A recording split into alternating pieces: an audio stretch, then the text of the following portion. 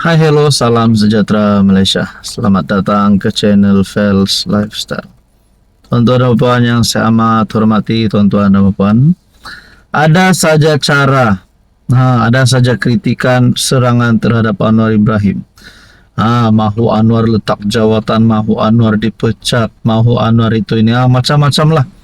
Mereka mahu Anwar jatuh. Tidak lain dan tidak bukan daripada kepimpinan pembangkang Perikatan Nasional. Sebelum ini, Ketua Pembangkang Hamzah Zainuddin telah membuat kenyataan Anwar Ibrahim derhaka. Ini melibatkan isu Tita Addendum. Ini lagi satu tulisan daripada Harapan Daily. Tuduh PM derhaka, satu fitnah jahat. Backbenchers selar pembangkang. Saudara-saudara, Kelab Penyokong Kerajaan Madani, Backbenchers Club BBC, menempelak tuduhan Ketua Pembangkang di Dewan Rakyat yang menuduh PM derhaka terhadap institusi diraja berkaitan isu Tita Addendum. Saudara-saudara, kenapa Hamzah Zainuddin yang menjadi antara pertama dan di depan untuk bercakap berkaitan dengan ini? Mana Muhyiddin Yassin? Yang pernah menjadi PM, yang kita dapat lihat paling terdekat untuk menjadi Ketua Pembangkang. Namun, yang menjadi Ketua Pembangkang hari ini adalah Hamzah Zainuddin. Adakah Muhyiddin lari? Adakah Muhyiddin hilang takut Anwar Ibrahim? Itu menjadi persoalan dan pertanyaan. Dan yang seterusnya, kalau PM derhaka, kenapa hari ini Anwar Ibrahim masih memegang jawatan Perdana Menteri? Kalau derhaka sudah layak dipecat. Buat apa rakyat Malaysia mahu Perdana Menteri yang derhaka? Betulkah? Kelab itu dalam satu kenyataan menegaskan tuduhan pembangkang adalah fitnah jahat kerana Datuk Seri Anwar Ibrahim sendiri telah mengesahkan Tita tersebut tidak pernah diserahkan kepadanya. Malah urusan berkaitan Tita Addendum adalah di bawah bidang kuasa Jabatan Peguam Negara dan bukan di bawah tanggung jawab Anwar sebagai Perdana Menteri. Kami, Kelab Penyokong Kerajaan, ingin menegaskan bahawa tuduhan yang mendakwa Perdana Menteri menderhaka terhadap institusi diraja adalah satu fitnah jahat dan tidak berasas. Tiada unsur penderhakaan oleh PM. Menyatakan fakta yang benar tidak boleh dianggap sebagai penderhakaan. Kelab itu menambah, tuduhan pembangkang adalah taktik lama untuk mengelirukan rakyat dengan memainkan sentimen institusi diraja demi kepentingan politik mereka sendiri. Ini katanya adalah satu cubaan yang tidak bertanggung jawab untuk mencetuskan keresahan dalam kalangan rakyat.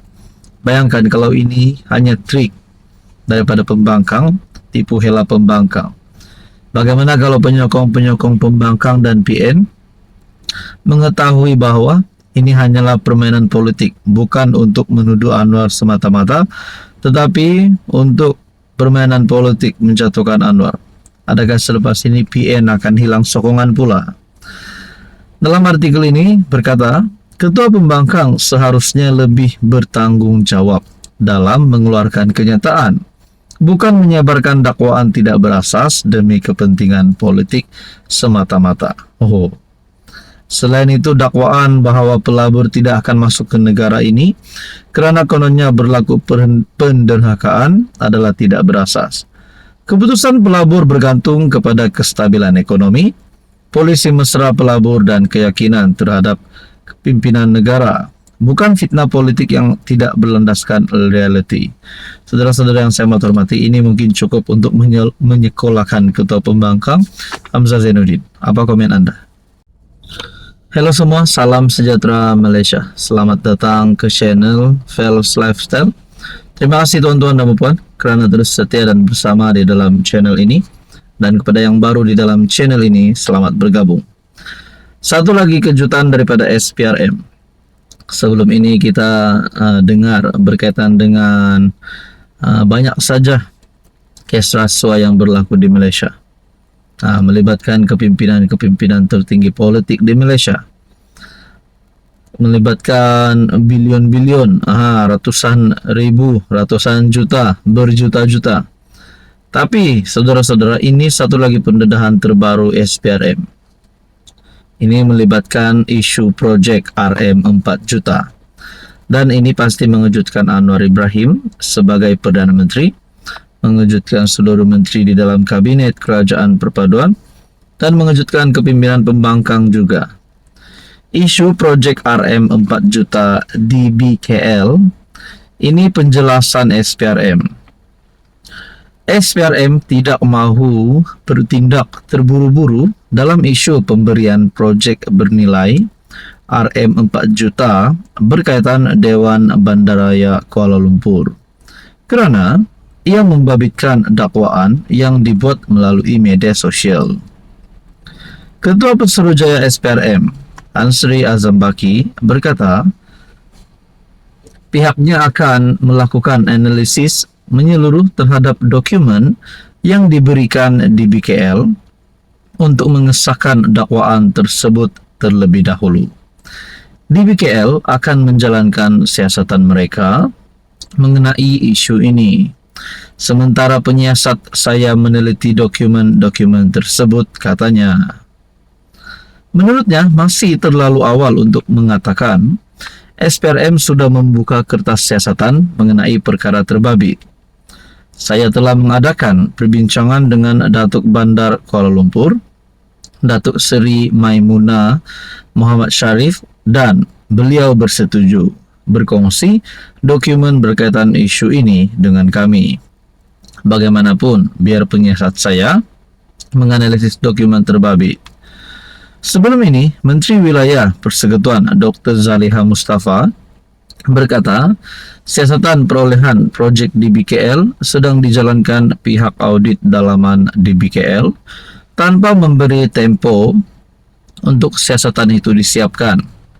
Zaliha berkata, siasatan itu akan membabitkan semua pihak termasuk memanggil ahli lembaga penasihat Datuk Aflin Shauki yang dikatakan mempunyai kaitan dengan perolehan projek itu untuk memberi keterangan. Nah, melalui isu ini saja, adakah dengan ini akan ada tangkapan yang berlaku? Akan ada serbuan yang berlaku? Akan ditemukan duit beratusan juta ataupun berbilion? Apapun, kita nantikan saja apa yang akan berlaku. Saudara-saudara, tuan-tuan dan puan, apa komen Anda? Halo semua, salam sejahtera Malaysia. Selamat datang ke channel Fels Lifestyle. Terima kasih kerana terus setia dan terus bersama di dalam channel ini. Satu kejutan buruk untuk Sanusi, satu kejutan buruk untuk kepimpinan PAS. Nah, saudara-saudara, siapapun yang memegang jawatan tertinggi, yang memegang jawatan ketua, menteri besar, dan siapapun yang memegang jawatan tertinggi, sudah pasti memerlukan satu contoh, menjadi contoh yang baik kepada rakyat, terutamanya di tempat ataupun di kawasan beliau sendiri. Namun kenapa ada laporan polis yang dibuat? Beberapa laporan polis di seluruh negara, bukan seluruh negeri, tetapi di seluruh negara terhadap Sanusi. Di sebalik kritikan Amanah, teruskan laporan polis terhadap Sanusi, kata SUA. Seorang peguam membidas Amanah memfailkan beberapa laporan polis di seluruh negara terhadap Sanusi Nur atas dakwaan fitnah sebagai permainan politik murahan. Nah, laporan polis sudah dibuat. Adakah credibility status Sanusi sebagai menteri besar, sebagai pemimpin PAS, sebagai wakil rakyat PAS akan terjejas? Gelaran beliau akan terjejas. Nah, menjadi persoalan dan pertanyaannya lah selepas ini apa yang akan berlaku kepada Sanusi Nur.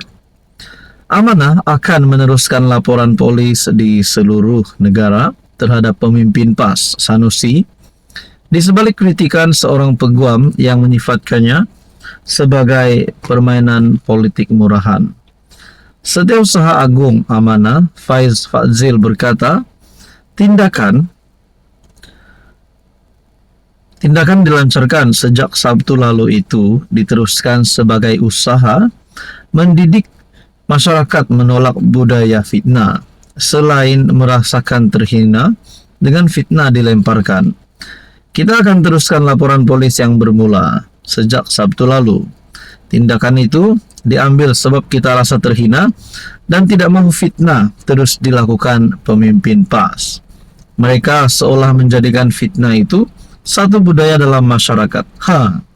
Saudara-saudara, bukan saja Sanusi, tapi beberapa lagi isu yang berlaku sebelum ini yang melibatkan Pesuruhjaya PAS Perak dengan Menteri Belia Sukan, yang melibatkan Siti Mastura dengan pemimpin DAP. Nah, adakah dengan ini saudara-saudara tiada lagi akan menyokong PAS selepas ini?